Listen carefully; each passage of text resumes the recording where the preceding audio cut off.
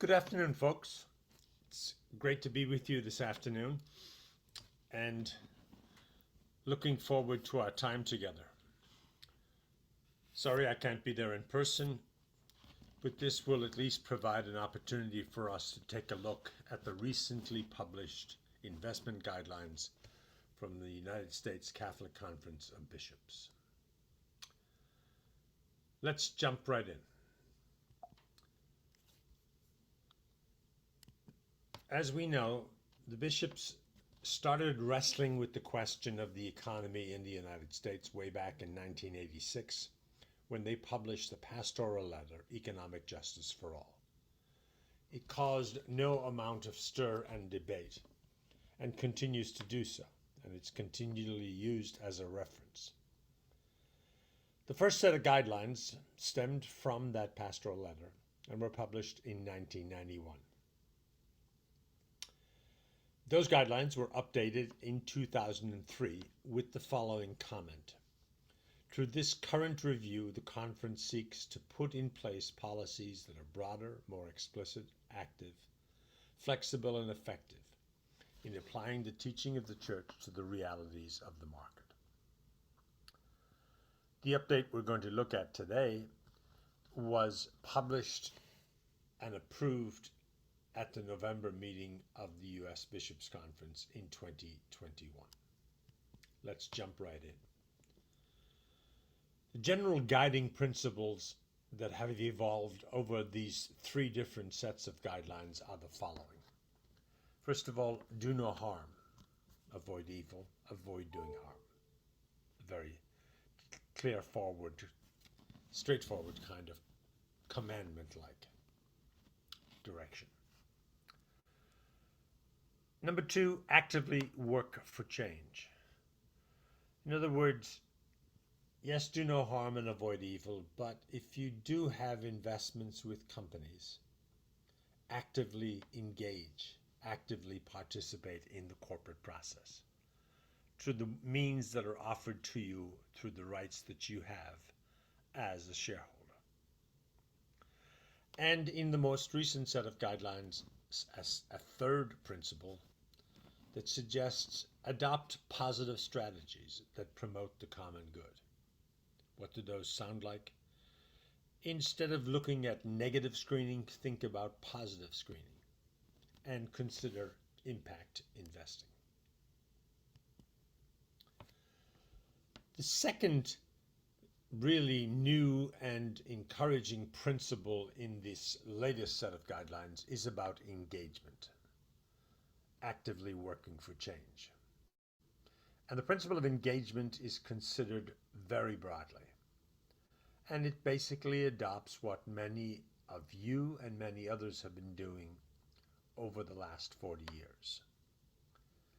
If you have a company and you're concerned about something that they're doing or something that you read about, open a conversation with the company.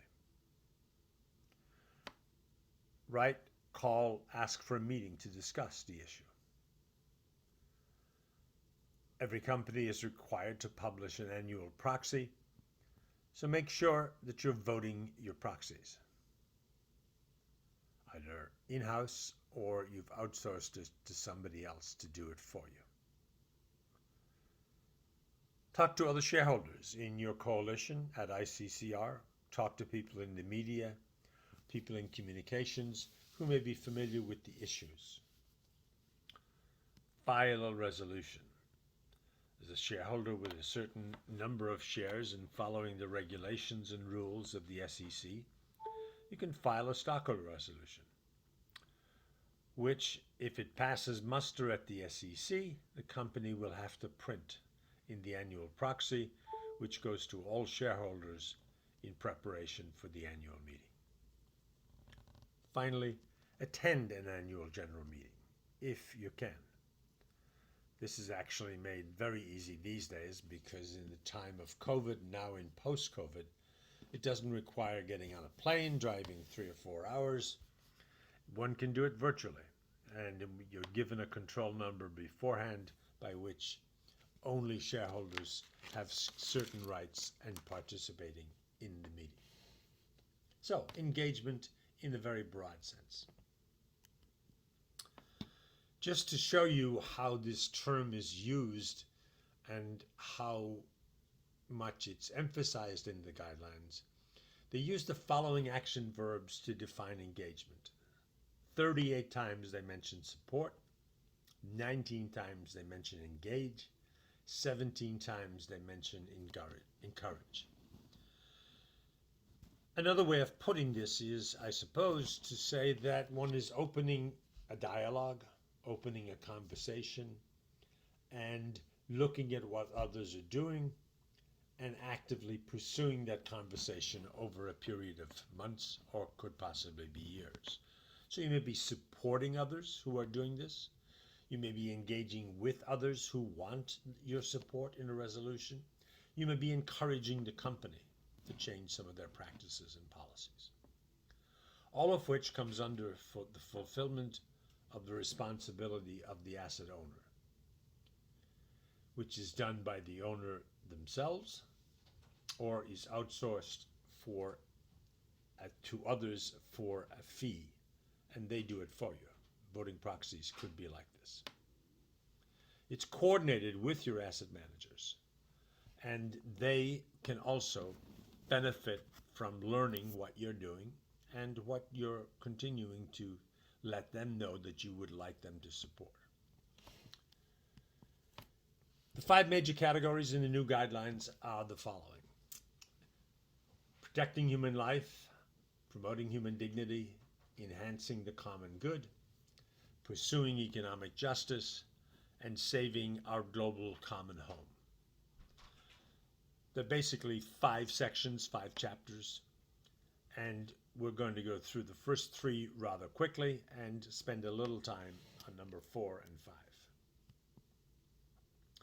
The issues discussed in the first 3 chapters are familiar to most, although some are enhanced in this set of guidelines. They talk about gambling, talk about tobacco, talk about pornography, specific issues to stay away from. Emerging issues. What about recreational cannabis? What about in vitro fertilization? What about assisted suicide? What about addictive materials? How do we approach either investing or avoiding investing in either the procedures or the medicines or the drugs that may be involved in these? Some new issues which have emerged, which one would expect, since it's been 18 years since the last set of guidelines were published. What about media and telecommunications, the Facebooks, the TikTok, all the other social media platforms that are out there? They've proliferated and grown exponentially and continue to cause a certain number of questions and concerns, both for the government and for individuals. Sexual integrity has exploded in recent years, and this has to do with transgender, gender-specific, gender assignment. We've discussed it in relationships, the bathrooms and all of those. Impact investing, care for our common home, biodiversity. What kind of policies come out in relationship to these? I'll give a few examples. The USCCB will not invest in companies that utilize in vitro fertilization for either assisting conception or for research. So very clear. Companies that utilize in vitro fertilization for assisting in conception or for research. Let's take a look at the second policy. USCCB will encourage companies through vote of proxies, supportive resolutions to undertake or participate in programs designed to make life-sustaining drugs and vaccines available at affordable prices, first of all in the United States in particular, and in low-income countries consistent with our Catholic values. So this is a positive policy statement on the part of the conference. And we're particularly sensitive to it in light of the most recent period where we've wrestled with COVID-19 and vaccines and boosters here in the United States, but then we know that in many other parts of the world, access to these vaccines is very limited. Number three, third example is going back to an old principle or an old teaching about discrimination.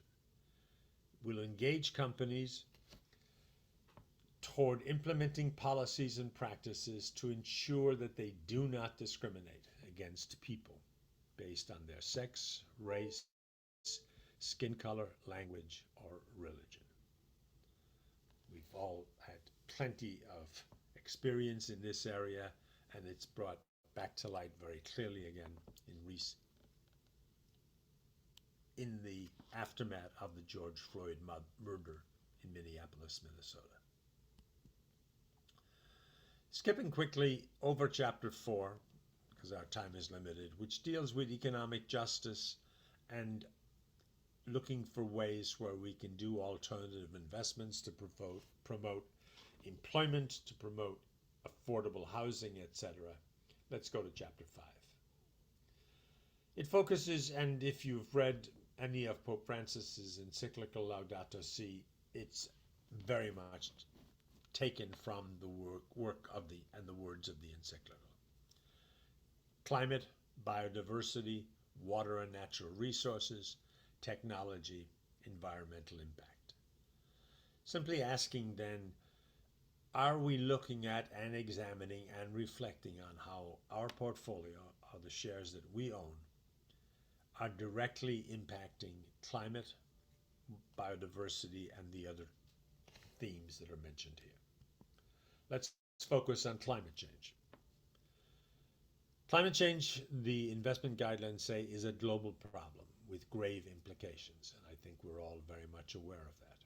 They're environmental, social, economic, political, and for the distribution of goods. It represents one of the principal challenges facing humanity in our day. Its worst impact will probably be felt by developing countries in coming decades. So basically a statement of the problem. Policy.